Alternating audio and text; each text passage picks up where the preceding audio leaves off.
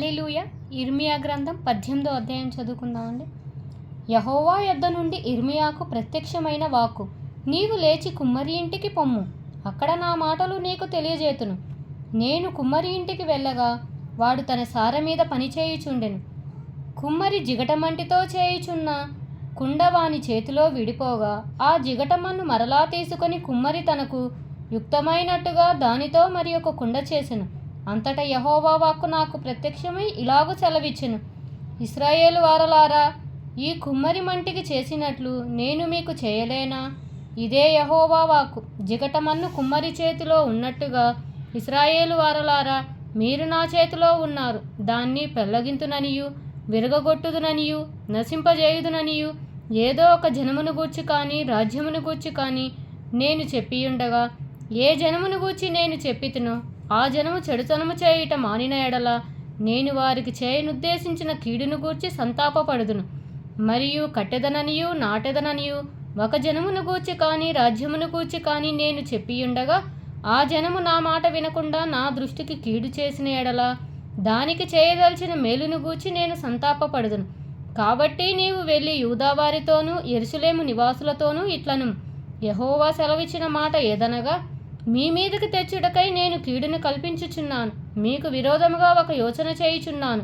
మీరందరూ మీ దుష్ట మార్గములను విడిచి మీ మార్గములను మీ క్రియలను చక్కపరుచుకొనుడి. అందుకు వారు, నీ మాట నిష్ప్రయోజనము, మేము మా ఆలోచనల చొప్పున నడుచుకొందుము, మేమందరము మా మూర్ఖ హృదయము చొప్పున ప్రవర్తించుదుము అని అందురు. కావున యెహోవా ఇలాగు సెలవిచ్చుచున్నాడు, అన్యజనులను అడిగి తెలుసుకొనిడి, ఇట్టి క్రియలు జరుగుట వారిలో ఎవడైనా వినినా, ఇశ్రాయేలు కన్యక బహుఘోరమైన కార్యము చేసి ఉన్నది. లేబానోను పొలములోని బండ మీద హిమము ఉండుట మానున, దూరము నుండి పొరలుచున్న చల్లని జలములు పారక మానున. అయితే నా ప్రజలు నన్ను మరిచి ఉన్నారు, మాయకు ధూపము వేయుచున్నారు, మెరగ చేయబడని దారిలో తాము నడవవలనని పురాతన మార్గములైన త్రోవలలో తమ్మును తాము త్రొట్టిల్ల చేసుకొనిచున్నారు.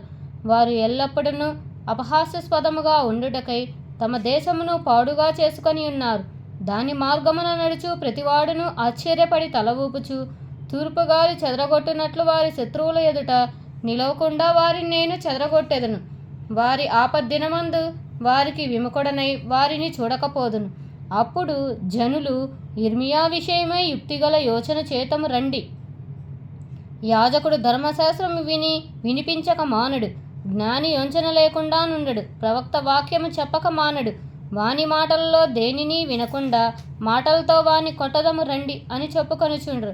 యెహోవా నా మొర ఆలకించుము, నాతో వాదించు వారి మాటను వినుము.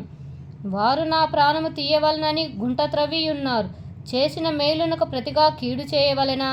వారికి మేలు కలగవలనని వారి మీదకి నీ కోపం తప్పించుటకై నీ సన్నిధిని నిలిచి నేను వారి పక్షముగా మాటలాడిన సంగతి జ్ఞాపకము చేసుకొనుము. వారి కుమారులను క్షామమును అప్పగింపుము, ఖడ్గ బలమునకు వారిని అప్పగింపుము. వారి భార్యలు పిల్లలు లేని వారై విధవరాండ్లగుదురుగాక, వారి పురుషులు మరణ హతులగుదురుగాక, వారి యవనులు యుద్ధములో ఖడ్గము చేత హతులగుదురుగాక. నన్ను పట్టుకొనుటకు వారు గొయ్యి త్రవ్విరి, నా కాళ్లకు ఉరులు నొగ్గిరి. వారి మీదకి నీవు ఆకస్మికంగా దండును రప్పించుట వలన వారి ఇండ్లలో నుండి కేకలు వినబడునుగాక. యెహోవా, నాకు మరణము రావాలనని వారు నా మీదకి చేసిన ఆలోచన అంతయు నీకు తెలిసేయున్నది. వారి దోషమునకు ప్రాయశ్చిత్తము కలుగనీయకుము, నీ సన్నిధి నుండి వారి పాపమును తుడిచివేయకుము. వారు నీ సన్నిధిని త్రొట్టిల్లుదురుగాక. నీకు కోపం పుట్టు కాలమున వారికి తగిన పని చేయుము.